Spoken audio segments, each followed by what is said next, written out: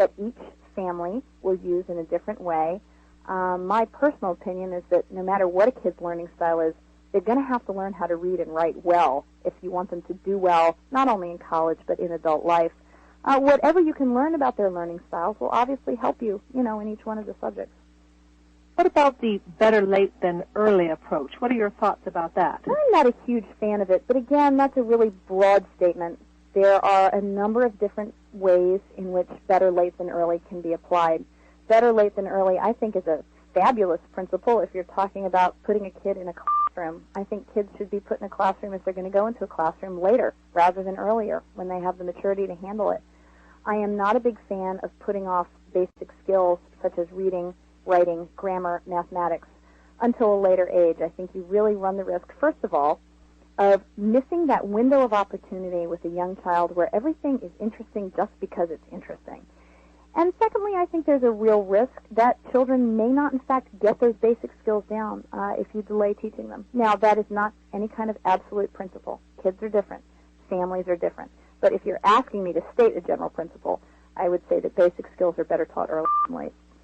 What advice would you give for the homeschooler who really likes what you're saying, but doesn't want to or have the time to spend 4.5, 5 hours a day in homeschooling and doesn't want to follow this approach exactly? What changes could they make to the way they homeschool their children that could still improve their homeschooling and help move their child towards this fabulous type of education? Well, I don't think the child is going to get a fabulous education if you're not willing to spend 4.5 to 5 hours a day with an older child. Okay, older, I'm talking about upper junior high and high school.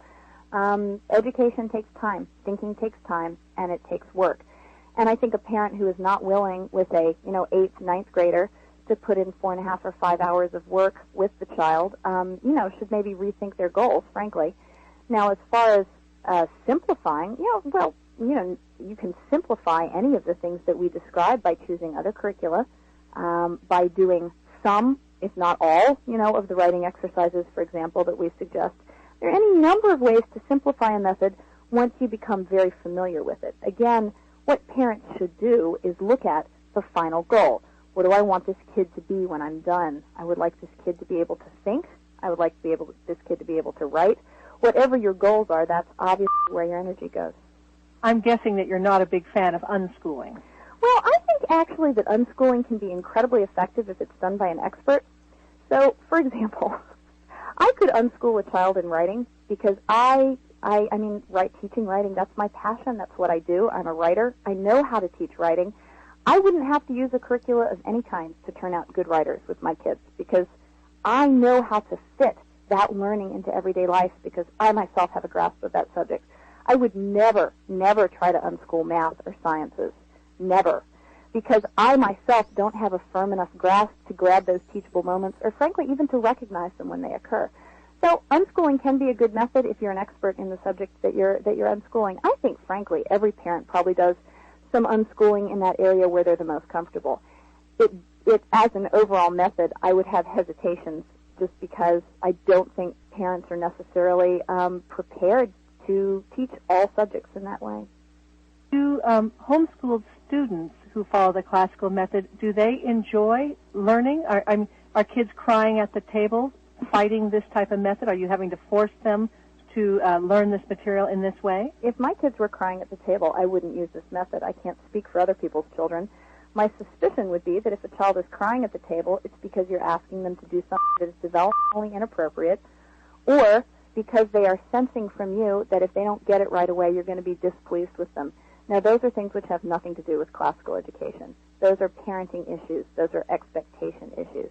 Any homeschooling method can make a child cry if you're not being sensitive to that child's needs. So the classical method can still be fun and enjoyable. Absolutely, absolutely. Especially with these subject areas, the science and the history. Literature, classical education gives you a lot of flexibility to stop and study those aspects of the subject that you enjoy, again, because the emphasis is on method rather than on a certain amount of material that has to be covered. You can let go of that time pressure. Oh, I've got to get through colonial America by Christmas. And you can think to yourself, this kid is really enjoying the Middle Ages. We're just going to stay here because they're learning how to learn. That is the sort of attitude which avoids tears not only on the kids' part but on yours, because you're able to think of education not as we've got to cover this certain amount of material, I'm not doing a good job, but rather as, every day we're learning and we are learning how to learn. So it's really more about method and timing. Yes. Well, we're all familiar with your book, The Well-Trained Mind, A Guide to Classical Education at Home, but I know that you've also written some other books. Can you tell us about them? Well, The Well-Educated Mind grew out of my experience at conventions where I guess for the last, 4 or 5 years I've had parents coming up to me and saying, I'm giving my kid a great education. I wish I'd had it. I wish I'd gotten this for myself. I wish I could re-educate myself in the classical tradition. And that's what The Well-Educated Mind is about. For adults. Re-educating yourself for a grown-up in the classical tradition. I've also been working on a world history series for grammar and maybe early logic stage children. It's a 4-volume world history beginning with ancient times and ending with modern times, and we're working on finishing up the 4th volume now.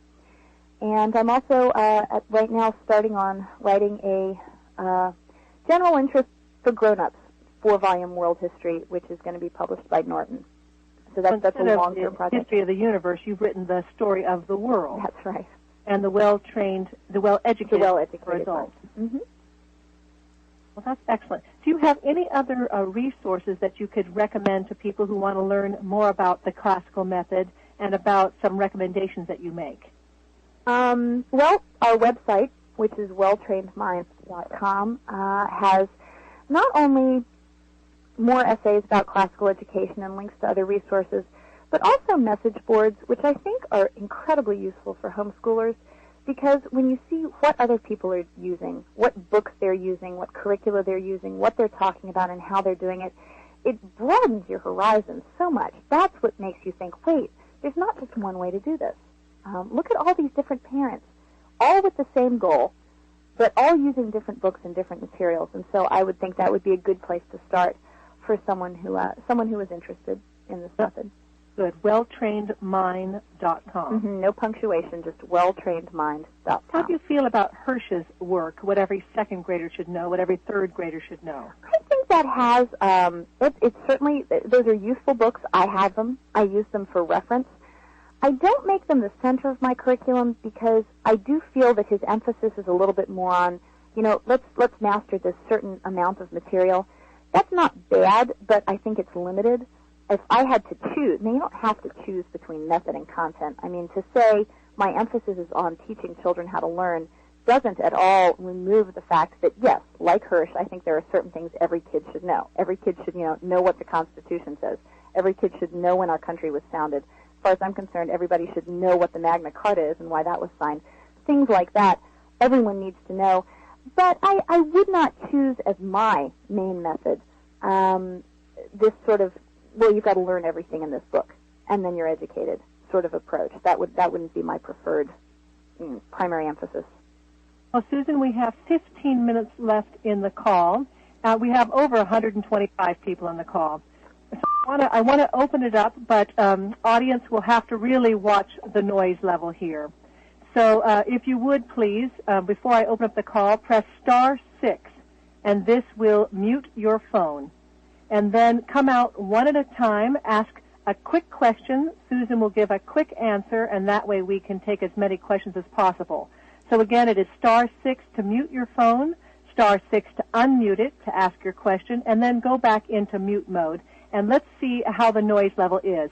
If you are on a cell phone, and we may have some echoing or noises in the background, it is probably your cell phone that is causing that. So just to let you know ahead of time, if you hear a noise, please do us a favor and hang up and then call back in on a landline. Okay, folks, we're talking with Susan Wise-Bauer about classical education and looking forward to taking your questions. Here we go. I have a question. And we'll just take one question at a time, so stay in mute mode until that question is done. So go ahead, and then I will repeat your question, and then I'll go into conference mode. Ready? Susan, I have a question. Are you familiar with Thomas Jefferson education? Susan, let me repeat. I'm sorry. Susan, let me repeat that question for the recording. She said, are you familiar with Thomas Jefferson education? I would say familiar, but not extensively familiar. Certainly not familiar.